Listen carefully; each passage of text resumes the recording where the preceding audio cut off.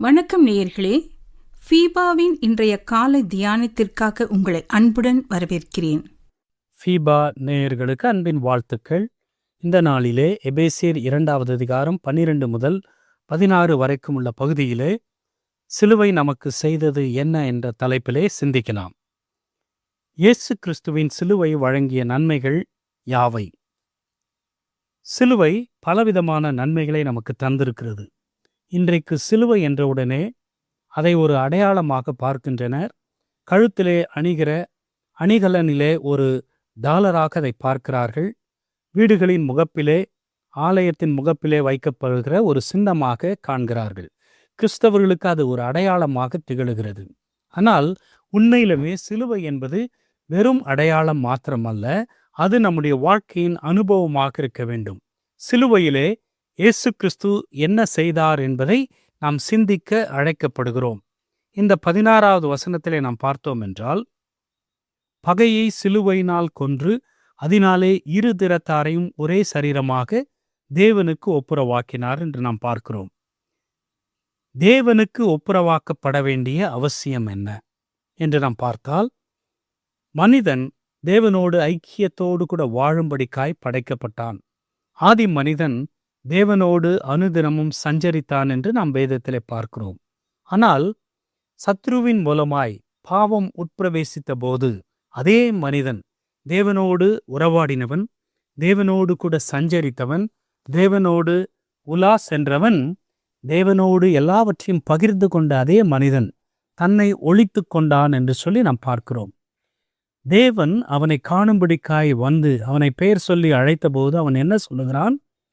நான் நிர்வாணியாய் இருப்பதினால் பயந்து என்னை ஒழித்து கொண்டேன் என்று சொல்லுகிறான்.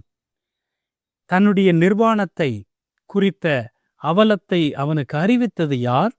அவனுக்குள்ளே உட்பிரவேசித்த பாவம்தான். அதை தேவன் கேட்கிறார். அப்பொழுதுதான் தேவன் சொல்லுகிறார், நான் வேண்டாம் என்று விலக்கின மரத்தின் கனியை புசித்தாயோ என்று சொல்லுகிறார். அங்கே தேவனுக்கும் மனிதனுக்கும் இடையிலே ஒரு பகை உண்டாகிறது. அந்த பகையை ஏற்படுத்தி கொண்டது மனிதன்தான். பாவத்தை தெரிந்து கொண்டு தேவனை கைவிட்டான். தேவனை நெருங்கிச் சேர அவனுக்கு மனமில்லை அல்லது தைரியம் இல்லை. தேவன் அங்கே இருந்து அவனை அனுப்பிவிட்டார். அனுப்பிவிட்ட தேவன் அவனை திரும்ப ஒப்புரவாக்கும்படிக்காய் தன்னுடைய குமாரனாகிய இயேசு கிறிஸ்துவை இந்த உலகத்திற்கு அனுப்பி பாவத்திற்கான பதிலாக பிராயச்சித்தமாக சிலுவையிலே மரித்து இப்பேற்பட்ட விதத்திலே பகையாய்ப்போன மனிதனை தன்னோடு ஒப்புரவாக்கி கொள்ள ஆண்டவர் விரும்பினார். அதனாலேதான் சிலுவையிலே அப்பேற்பட்ட காரியத்தை நிறைவேற்றினார் என்று நாம் பார்க்கிறோம். நமக்குள்ளே வருகிற கேள்வி என்ன? அப்படியானால் நானும் பாவியா என்றுதான் நாம் கேட்கிறோம். நாம் பாவிதான். ஏனென்றால் ரோமர் 1வது அதிகாரம் 21வது வசனம் சொல்லுகிறது, தேவனை அறிந்தும் அவரை தேவனென்று மகிமைப்படுத்தாமலும் இருந்தனர் என்று சொல்லி அங்கே வேத வசனம் குறிப்பிடுகிறது. தேவனை அறிந்தும் அவரை மகிமைப்படுத்த மனமற்றவர்களாய் மனுக்குலம் ஜீவிக்கிறது. ரோமர் 8வது அதிகாரம் 7வது வசனத்திலே மாம்ச சிந்தை தேவனுக்கு விரோதமான பகை என்று நாம் பார்க்கிறோம். யாக்கோபு 4வது அதிகாரம் 4வது வசனம் உலக சிநேகம் தேவனுக்கு விரோதமான பகை என்று நாம் பார்க்கிறோம். பாவம் தேவனுக்கும் மனிதனுக்கும் இடையிலே பகையை உண்டாக்கிற்று. தேவனுக்கு சத்துருக்களாயிருக்கையில் தேவனை தேடும் மனநிலையற்றவனாக மாறிப்போனான் மனிதன்.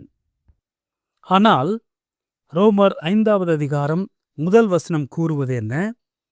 இவ்விதமாக நாம் விசுவாசத்தினாலே நீதிமான்களாக்கப்பட்டிருக்கிறபடியால் நம்முடைய கர்த்தராகிய இயேசு கிறிஸ்து மூலமாய் தேவனிடத்தில் சமாதானம் பெற்றிருக்கிறோம். என கருமையான ஃபீபா நேயர்களே, நமக்கு முன்பாக வைக்கப்படுகிற கேள்வி இதுதான். தேவனோடு உங்களுக்கு உறவு உண்டா? தேவனும் நீங்களும் தகப்பனும் மகனும் என்ற ஸ்தானத்திலே, தகப்பனும் மகளும் என்ற ஸ்தானத்திலே வாழ்கிறீர்களா?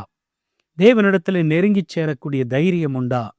தேவனை அறிந்து அவரை பற்றி கொள்ள அவருக்கு பின் செல்ல மனம் உண்டா? சிலுவை அந்த பாக்கியத்தை தருகிறது. அவரோடு நம்மை ஒப்புரவாக்கி இருக்கிறது. இனி அவருக்கும் நமக்கும் இடையிலே பகை இல்லை. அவர் நம்மை ஏற்றுக்கொண்டு விட்டார். ஆனால் அந்த ஏற்றுக்கொள்ளுதல் முழுவதுமாக நிறைவேற வேண்டுமென்றால் நாம் நம்மை பாவிகள் என்று ஒத்துக்கொண்டு ஆண்டவருக்கு நம்மை விட்டு கொடுக்க வேண்டும். மனம் திரும்பி அவரை ஏற்றுக்கொள்ள வேண்டும். அதன் மூலமாய் நாம் அவரோடு கூட ஒப்புரவாக்கப்படுவோம். நாம் அவருடைய பிள்ளைகளாக மாற்றப்படுவோம். இந்த நன்மையை இந்த நாளிலே பெற்றுக்கொள்வோமா? தேவன் நம்மை ஆசீர்வதிப்பாராக. இன்றைய காலை தியானத்தில் பங்கேற்றமைக்காக நன்றி.